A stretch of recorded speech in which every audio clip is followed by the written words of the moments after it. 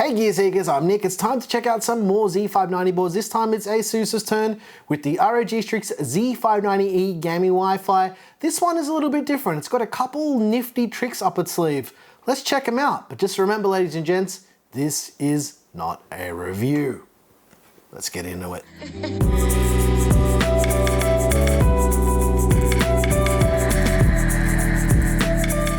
As usual with our motherboard content, this video is not a review, it's just an overview so we can take a look at all of the things on this board and what physically comes in the box when you buy a brand new motherboard. This one is a complete retail version, so it will work with all of the CPUs, and we will definitely be building with this board when we're allowed to do that, which I still don't know. Anyway, let's get into the video and take a closer look.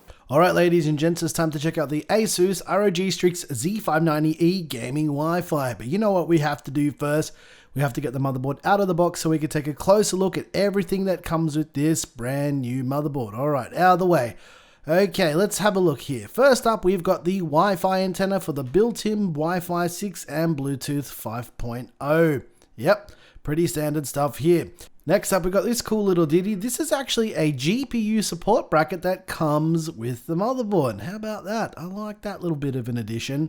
There's also this round circular plastic device. ASUS, you guys are the chosen ones. You could have defeated the circular discs, but you chose not to. Okay, anyway, right. Next up, we've got this. This is a little card that says, "Get ready to rock the gaming world with ROG STRIX. As a member of the elite gaming community, it's time to level up with Armory Crate, the ROG app that'll help you manage every aspect of your rig, from initial setup to RGB illumination. Pinpoint the latest updates, drivers, manuals, and offers, and connect instantly with your gaming peers." Wow, that just sounded like an Armory Crate ad. Next up is this sheet of stickers. This is pretty standard for ROG boards. They have little labels for things like your hard disks and your SATA or SATA cables and your battery stickers. Anyway, there's also the user guide. Now the user guide is pretty handy. If you've never built a PC before, it'll show you where stuff is on the board, how to plug stuff in, and a few little BIOS things you can do as well.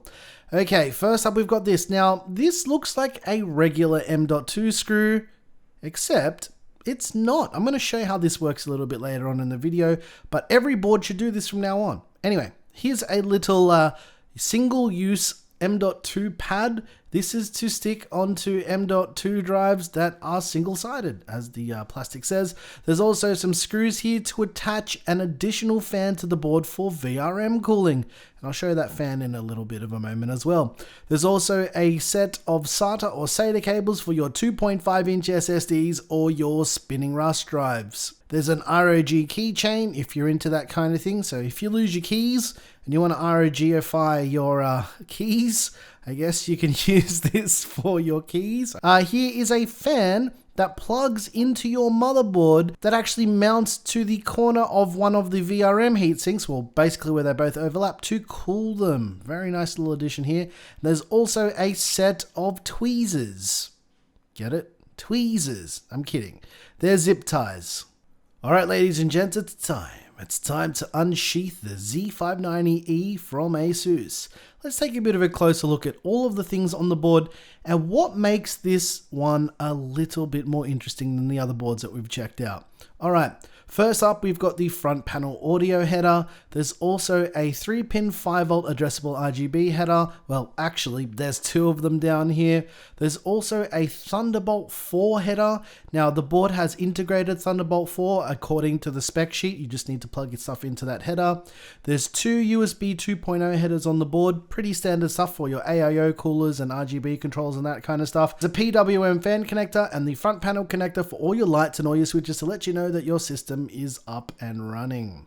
There's 2 more PWM fan connectors on the right hand edge of the board.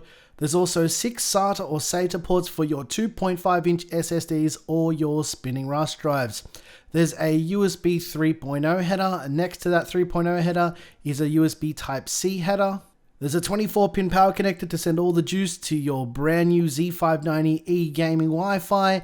And above that is a postcode LED screen to help you diagnose your system if you're having any issues. Along the top of the board, we've got a 4-pin 12-volt RGB header, a 5-volt 3-pin addressable RGB header, some more PWM fan connectors. You can see that really chunky heatsink with the heat pipe for the VRM cooling. There's another PWM fan connector up the top. There's an 8-pin EPS power connector and another supplemental 4-pin EPS power connector as well. There's 3x16 size PCIe slots. The top slot is a x16 slot, the middle one is a x8 slot, and the bottom one is a x4 slot. This board is compatible with NVIDIA's SLI technology and also features PCIe Gen 4 on the top 2 slots. Speaking of PCIe Gen 4, this motherboard features the brand new Z590 chipset from Intel, or Z590 if you're into that kind of thing. And there's also this little fabric tag on the motherboard, which I thought was a nice little addition to styling. Alright, in terms of power delivery, you've got a 14+2 phase digital VRM setup. You'll actually notice that these heat sinks are quite massive. There's a heat pipe that connects both of them. There's one that goes underneath the IO cover as well. And as I mentioned, this mount here is for additional VRM cooling via the included fan. And as you can see with the screwdriver here, it actually allows you to remove that bracket to install the fan as well. Because this is a Z590 or Z590 board, it features Intel's LGA 1200 socket, which supports 11th gen Intel Rocket Lake CPUs and also 10th gen CPUs as well. And it's got standard Intel cooler mounting too. If we flip the board over, you'll see that there's not a lot going on back here. Pretty standard. There's no backplate either. For memory support, there's 4 DDR4 RAM slots, which support a total of 128 gigs of RAM at 5333 megahertz overclocked. Alright, let's get the heat sinks off the M.2 slots on this board. This board has a total of 4 M.2 slots, which is quite interesting for a board like this. But yeah, let's get those out of the way so we can explain how all of these work. In this shot, we're seeing 3 of the 4 M.2 slots. 2 of them are facing each other towards the bottom. They connected directly to the chipset, so that's for SATA or SATA drives and Gen 3 drives. And the slot in the middle of the board is actually a Gen 4 NVMe M.2 slot, which is actually quite interesting for a Z590 board from what we've seen with all the other boards that we've already covered. Now, the top slot is connected directly into the CPU as well, so this also offers PCIe Gen 4 on the top slot. The board's actually labeled with what each M.2 slot actually does. So this one is labeled as a PCIe Gen 4x4 slot. All right, now to these plastic clips. What are they here for? Like, why do we need them? Here, I'm going to show you how these work, right? So you put your M.2 drive into the slot, and instead of screwing the drive in, you push the drive down and quite literally lock it in place. Now, that is so much better than fumbling around with little M.2 screws. It's such a cool little invention. They should have had this from the beginning. Now, I anticipated people asking about what would happen if you used a much bigger M.2 drive with a huge heatsink or some RGB setup on it or whatnot.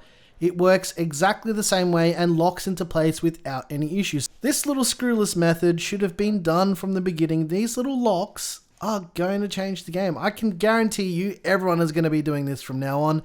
They are so easy to put drives in. They should have done this right from the get-go.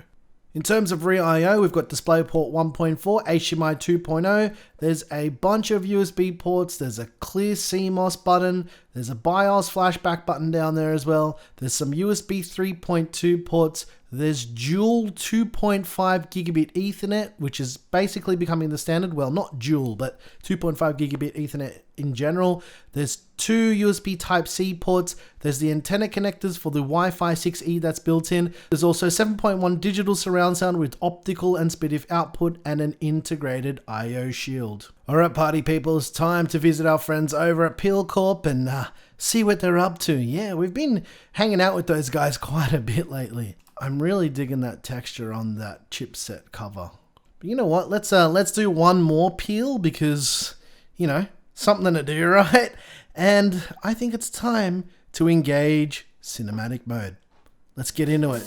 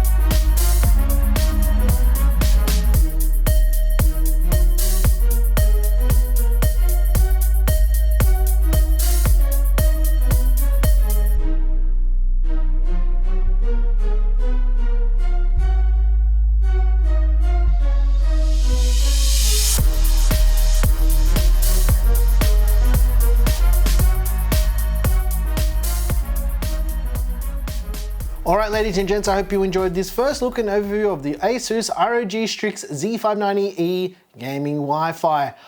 That little M.2 trick with the little white clips, can I just say, and I said this already in the voiceover for that part of the video, can every motherboard start doing this? Because for people like me who build a lot, it is so much easier just to literally have a plastic clip to lock the drives in. That is straight genius. They need to do this on every board forever, unless ASUS has a patent or something on that little plastic clip. It is a really, really nice idea. Also for swapping out M.2 drives. So most of the time when people swap out M.2 drives, they might pull out their GPU, but they probably won't do that. So taking off the heatsink and then like having to pull that screw out without dropping it or losing it in the motherboard, especially with the way I do it with the system still standing upright, those plastic clips are going to be super, super handy. And yeah, I like that they've finally done something cool. It's crazy that a little bit of plastic can be so innovative, and I'm going on about this too much, but as far as pricing and availability, I'm not sure. I couldn't find any pricing. Wasn't given any pricing on this board. So US and Aussie pricing, no idea. Also, no idea when you can actually get your hands on these things. They just sent the board over and said, hey, here's a new Z590 board. When you're allowed to build with them, and that's basically why we're checking out this board. Also guys, let us know what you think about these Z590 boards and if there's anything that you're looking forward to seeing content-wise when all the new Intel stuff drops.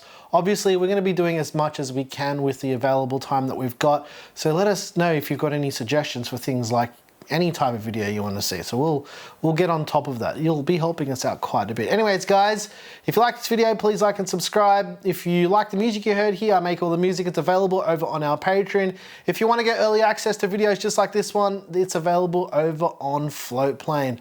Once again, thank you so very much for watching. I'm your boy Nick with Gear Seekers. You peak, we seek. And just to add one more thing, again, plastic clips, really, really good.